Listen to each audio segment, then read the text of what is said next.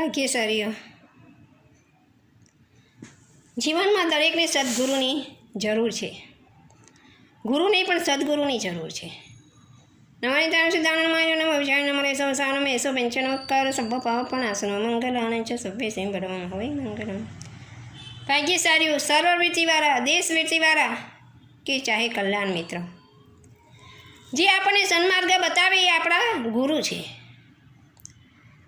હંમેશા તમે કોઈ સંકટમાં આવી ગયા હોય અને એનું સમાધાન કરે એ ગુરુ છે. પોતાની વાત ગુપ્ત રાખે એ ગુરુ છે. ગંભીર છે, પ્રસન્ન ચિત્ત છે. આવા ગુરુને હંમેશા તમે કરજો. સારા ગુરુ છે એવું નહીં, સાચા જે ગુરુ હોય એમાં સ્વ અને પર બંનેનું હિત સમાયેલું હોય. ભાગ્યશાળીઓ, કડવાશ પણ તમને બતાવશે અને વાત્સલ્ય પણ બતાવશે.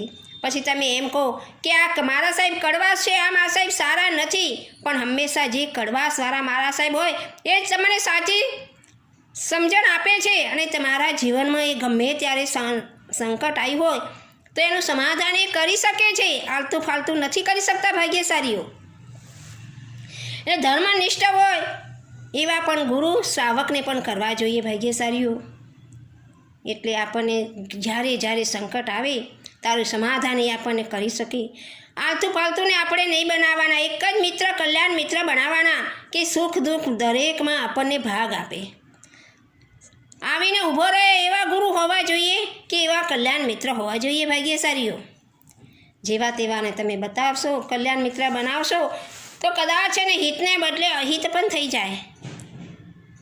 એટલે ભાગ્યશાળીઓ, હંમેશા સદગુરુ બનાવજો કે આપણા આત્માનું કલ્યાણ કરી શકે અને આપણે પણ પછી બીજાનું કલ્યાણ કરી શકીએ. એટલે હંમેશા સારા નહીં પણ સાચા સદગુરુ બનાવજો. બસ એ જ વિનંતી છે, એ જ પ્રાર્થના છે.